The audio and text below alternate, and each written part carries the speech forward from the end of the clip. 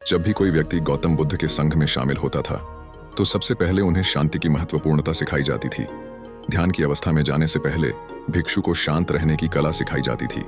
आजकल के दौर में हर तरफ शोर शराबा है और यही शोर हमारे दिमाग में तनाव का कारण बनता है। ऐसे में अगर हम हर रोज कुछ समय के लिए मौन रहते हैं तो यह हमारे तनाव से संबंधित हार्मोन के स्तर को कम करता है। इससे हमारे दिमाग को शांति मिलती है, गुस्से पर काबू पाया जाता है और तनाव बढ़ाने वाले हार्मोन का स्तर घटता है। नमस्कार दोस्तों, द बुद्धा स्टोरी में आपका स्वागत है। इस वीडियो में हम जानेंगे कि ऐसे कौन से मौके हैं जब हमें शांत रहना चाहिए और कब हमें बोलना चाहिए। साथ ही शांत रहने से हमारे अंदर क्या सकारात्मक बदलाव हो सकते हैं। एक संध्या काल गुरु अपने सभी शिष्यों को बुलाते हैं और कहते हैं, कल सुबह नदी में स्नान करने के बाद तुरंत हमारी कुटिया के सामने उपस्थित हो जाना। सभी शिष्य हैरान हो जाते हैं और सोचते हैं कि शायद उन्होंने कुछ गलत किया है, लेकिन गुरु के गुस्से से बचने के लिए वे सोचते हैं शायद गुरुजी कल कुछ महत्वपूर्ण बात बताने वाले हैं। सभी शिष्य समय पर सो जाते हैं और सुबह उठकर नदी में स्नान करके गुरु के पास पहुंचते हैं। गुरु कहते हैं, आज मैं तुम्हें चुप रहने के फायदे के बारे में बताऊंगा। गुरु ने बताया कि 10 ऐसे मौके होते हैं जहां चुप रहना फायदेमंद होता है और बोलने से नुकसान होता है। गुरु कहते हैं, अगर आप इन 10 मौकों पर शांत रहते हैं तो आपकी जिंदगी में चमत्कारी बदलाव आ सकते हैं। गुरु आगे कहते हैं, जैसे ज्यादा बारिश या ज्यादा धूप दोनों ही परेशानी का कारण बनते हैं, वैसे ही जरूरत से ज्यादा बोलना भी नुकसानदायक हो सकता है। गुरु ने कहा, पहला ऐसा मौका जब आपको चुप रहना चाहिए वह है जब आपके पास किसी विषय से संबंधित तथ्य न हो। यदि आपके पास पूरी जानकारी नहीं है तो बेहतर है कि आप वहां चुप रहें। चुप रहने से दिमाग में नई कोशिकाओं का निर्माण होता है और ज्ञान में वृद्धि होती है। गुरु आगे कहते हैं, बोलने का फायदा तब होता है जब आपके पास उस विषय का पूरा ज्ञान हो। अगर आप बिना तथ्य के कुछ बोलते हैं तो आप न केवल खुद को बेवकूफ बना सकते हैं बल्कि दूसरों के सामने आपकी इज्जत भी घट सकती है। कई बार कुछ लोग ऐसे होते हैं जो हर जगह अपनी राय देने की कोशिश करते हैं, भले ही उन्हें उस विषय के बारे में कुछ पता न हो। इस वजह से बाद में उनका मजाक उड़ाया जाता है और लोगों का विश्वास भी उनसे उठने लगता है। गुरु ने कहा, जब तक आपको किसी विषय पर पूरी जानकारी न हो तब तक उस बारे में कुछ भी बोलने से बचना चाहिए। चुप रहना ज्यादा समझदारी का काम है। गुरु ने कहा, दूसरा ऐसा मौका जब आपको चुप रहना चाहिए वह है जब आपके शब्द किसी को मानसिक ठेस पहुंचा रहे हों। अगर आप किसी को दुख दे रहे हैं या उसकी भावना को ठेस पहुंचा रहे हैं तो वहां चुप रहना ज्यादा अच्छा है। कोई भी व्यक्ति, विशेषकर जो कमजोर हो, उसके बारे में नकारात्मक बातें कहकर आप महान नहीं बन सकते। असली महानता उस कमजोर का सहारा बनने में है। गुरु ने आगे कहा, कई बार लोग अपने से छोटे या कमजोर व्यक्ति को नीचा दिखाने की कोशिश करते हैं, लेकिन याद रखें वह व्यक्ति चुप है क्योंकि वह आपकी स्थिति में कुछ नहीं कह सकता। परंतु जैसे जैसे समय बदलेगा वह व्यक्ति आपसे ऊंचे पद पर पहुंच सकता है और तब वह वही व्यवहार आपके साथ करेगा जो आपने उसके साथ किया था। गुरु ने चेतावनी दी, आप किसी को नीचा दिखाकर बड़ा नहीं बन सकते। असली बड़ा बनने का तरीका है अपने से छोटे लोगों का सम्मान करना और साथ ही बड़े लोगों की भी इज्जत करना। कुछ लोग सोचते हैं कि अगर वे अकड़ कर बोलेंगे और दूसरों को नीचा दिखाने की कोशिश करेंगे तो वे बड़े बन जाएंगे, लेकिन यह उनकी गलती है। इससे वे दूसरों की नजरों में गिरते चले जाते हैं। गुरु ने शिष्यों से कहा, इसीलिए जब भी तुम बोलो आदर भाव से बोलो। अपनी बातों में भाई बहन, माता पिता, मित्र आदि संबोधन शब्दों का इस्तेमाल करो। इससे तुम्हारी मान प्रतिष्ठा बढ़ेगी और लोग तुम्हें समझदार व्यक्ति के रूप में देखेंगे। गुरु ने कहा, तीसरा ऐसा मौका जब व्यक्ति को चुप रहना चाहिए वह है जब कोई आपके सगे संबंधी या करीबी व्यक्ति आप पर क्रोध कर रहा हो। अगर कोई आप पर गुस्से में है या आपका अपमान कर रहा है तो उस समय चुप रहना ही बेहतर होता है।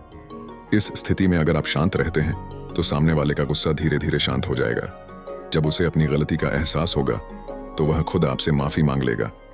गुरु ने आगे कहा, अगर आप शांत रहते हैं तो यह आदर और सम्मान दिखाने का एक तरीका होता है। इससे ना तो आप छोटा होते हैं और ना ही सामने वाला बड़ा। अगर आपको गुस्सा आ रहा है तो वहां से बिना किसी का अनादर किए चले जाएं या चुप रहें। याद रखें, गुस्से में आकर बोलने से रिश्ते खराब होते हैं और हमेशा गुस्सा करने वाले का ही नुकसान होता है।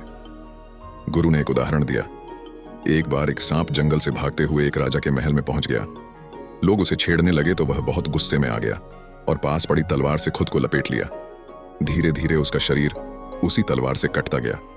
ठीक वैसे ही हमारा गुस्सा भी हमारे अंदर एक घातक प्रभाव डालता है, जैसे तलवार हमारे शरीर को काट देती है।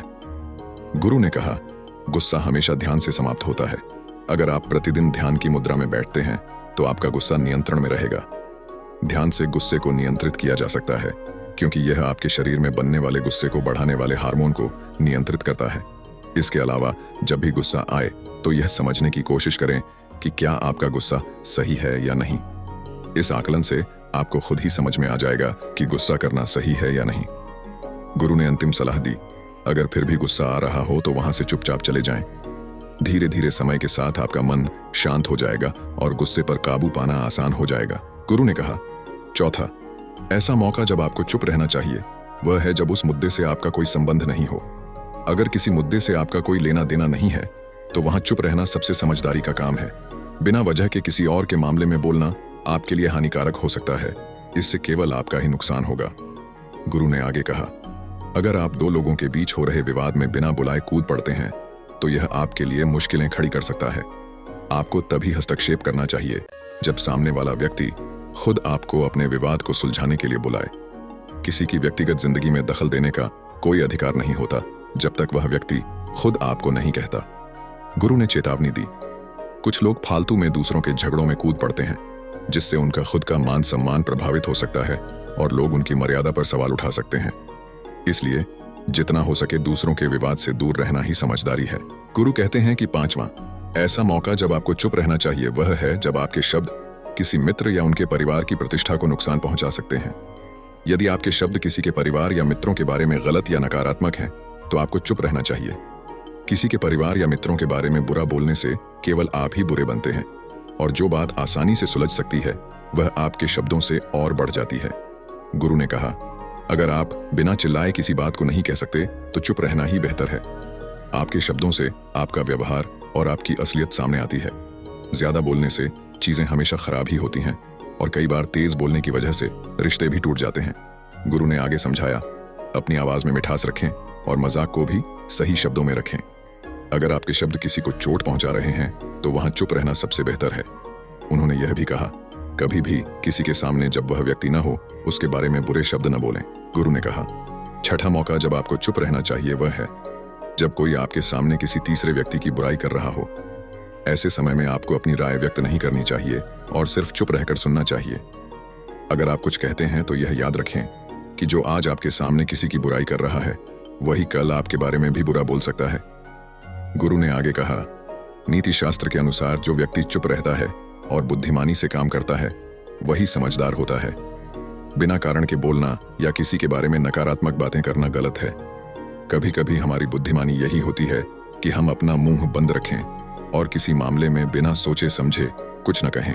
गुरु ने कहा, सातवां मौका जब आपको चुप रहना चाहिए वह है जब कोई आपकी भावनाओं को नहीं समझ रहा हो। यदि आपको लगता है कि सामने वाला आपकी परेशानी, दुख या भावना को नहीं समझ पा रहा है या समझने का प्रयास भी नहीं कर रहा, तो ऐसे व्यक्ति के सामने आपको चुप रहना चाहिए। ऐसे लोग आपकी स्थिति से अनजान होते हैं और आपकी भावनाओं को हल्के में लेते हैं। गुरु ने आगे कहा, ऐसे लोगों के साथ अपनी बात साझा करने से आपको बाद में पछतावा हो सकता है। इसलिए यह समझना जरूरी है कि हर किसी को अपनी निजी बातें नहीं बतानी चाहिए। जब तक आपको यह न लगे कि सामने वाला आपकी बातों को समझ रहा है और आपकी भावनाओं को गंभीरता से ले रहा है, तब तक अपनी भावनाओं को न साझा करें। गुरु ने कहा, आठवां मौका जब आपको चुप रहना चाहिए वह है जब कोई व्यक्ति अपना दुख या परेशानी आपसे साझा करे। यदि कोई अपनी समस्या आपसे बता रहा है तो इसका मतलब है कि वह आपको अपना समझता है और चाहता है कि आप उसकी बातों को सुने। इस समय आपको उसे समाधान देने के बजाय चुप रहकर उसकी बातों को ध्यान से सुनना चाहिए। गुरु ने आगे कहा, जब कोई अपना दुख बताता है तो वह इसे हल करने के लिए नहीं बल्कि इसलिए बता रहा होता है कि वह चाहता है कि आप उसकी स्थिति को समझें। कई बार सिर्फ सुनने से ही किसी का दुख कम हो जाता है। इसलिए जब कोई अपना दुख आपसे साझा करे तो उसे सुने ताकि उसका मन हल्का हो सके और वह महसूस कर सके कि उसकी बातों को समझा गया है। गुरु ने कहा, नौवां मौका वह है जब आपको चुप रहना चाहिए जहां दुष्ट स्वभाव वाले लोग हों और वे गाली गलौज कर रहे हों। ऐसी जगहों पर आपको नहीं जाना चाहिए। यदि आप वहां हैं तो बिना किसी प्रतिक्रिया के चुपचाप वहां से निकल जाएं। गुरु ने आगे कहा, जिन्हें गाली गलौज की आदत होती है और जिनका स्वभाव दुष्ट होता है उन्हें आप समझा नहीं सकते जब तक उनका मन शांत न हो जाए। इसलिए ऐसी परिस्थितियों में जहां लोग आपकी बात नहीं सुनते वहां बोलने का कोई फायदा नहीं है। गुरु कहते हैं, 10वां मौका वह है जब आपको अपनी सफलता के बारे में चुप रहना चाहिए। कभी कभी ऐसा होता है कि जो लोग जल्दी सफलता प्राप्त कर लेते हैं वे अपनी सफलता का ढिंढोरा पीटने लगते हैं, लेकिन यह आदत सही नहीं है क्योंकि कई लोग आपकी सफलता से खुश नहीं होते। यदि आप अपनी सफलता को दूसरों के सामने बार बार दिखाते हैं तो उनकी नकारात्मक ऊर्जा आपको प्रभावित कर सकती है। सफलता का असली संकेत यही है कि जब आप सफल होते हैं तो दुनिया खुद ही जान जाती है। ढिंढोरा पीटने से केवल आपको ही नुकसान होता है। इतना कहकर गुरु ने शिष्यों से कहा, आज के लिए बस इतना ही। अगर तुम सभी मेरी इन 10 बातों को अपने जीवन में अपनाओगे तो तुम बहुत हद तक परेशानियों से बच सकोगे। यहां से जाने के बाद मेरी ये बातें तुम्हारे जीवन में किसी वरदान से कम नहीं होंगी। दोस्तों, मुझे उम्मीद है कि इस वीडियो से आपको बहुत कुछ सीखने को मिला होगा। तो अगर आप भी इसी तरह की और प्रेरणादायक बातें सुनना चाहते हैं तो इसे लाइक, शेयर और हमारे चैनल द बुद्धा स्टोरी को सब्सक्राइब करना न भूलें। साथ ही कमेंट में नमो बुद्धाय जरूर लिखें। धन्यवाद।